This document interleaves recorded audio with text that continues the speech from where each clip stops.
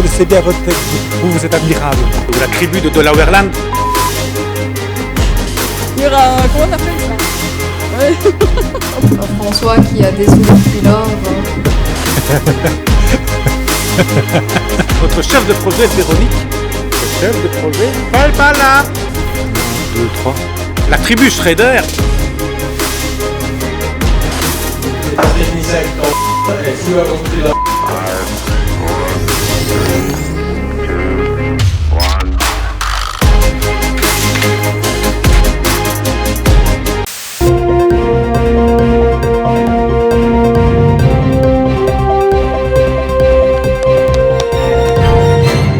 Connaissez-vous Delaware-Land et son peuple, aussi brave que les Gaulois, et au moins aussi ambitieux que les Vikings, et nettement moins pince sans rire que les Romains? Les premières traces remontent à une vingtaine d'années dans les plates contrées du nord de la Gaule.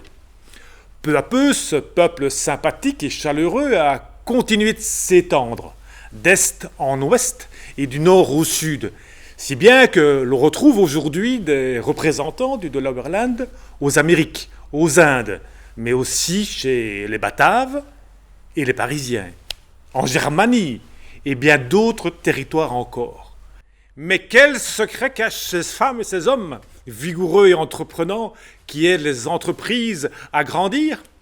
Du talent, de l'engagement et toujours un coup d'avance sur l'avenir? Ou mieux que ça, une potion magique? Imaginez une tribu d'hommes et de femmes en pleine fleur de l'âge qui ne reculent devant rien pour satisfaire ses clients. Chaque jour, qu'il pleuve ou qu'il vente, ces femmes et ces hommes n'ont qu'une préoccupation en tête. Mais comment, pardi, aider les peuples locaux à naviguer et à prospérer dans ce monde sans cesse changeant? Liège, cet endroit, est une cité millénaire et fière, ardente comme la braise et chaleureux comme l'accent de ses habitants.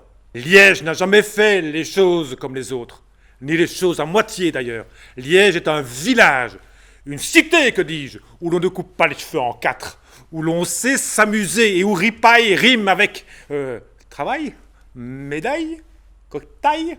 Est-ce qu'il y a déjà eu de la magie à Liège? Justement, il restait encore cette contrée où la tribu de Delaware-Land et sa magie n'avaient pas encore de vrai pied-à-terre. Pourtant, Dieu sait combien son implication y avait été maintes fois remarquée. Une chose est sûre, Delaware-Land a bien fait de s'y installer. Un pied-à-terre sur place sera bien plus pratique pour fabriquer la potion qui a fait leur succès. Mais au fait, qu'y a-t-il dans leur potion? Même si nous connaissons quelques ingrédients, la recette est bien gardée.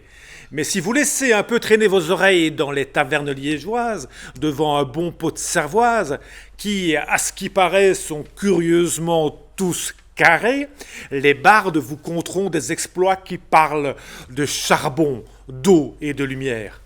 Ah, je sens que vous allez être impatient de découvrir les exemples.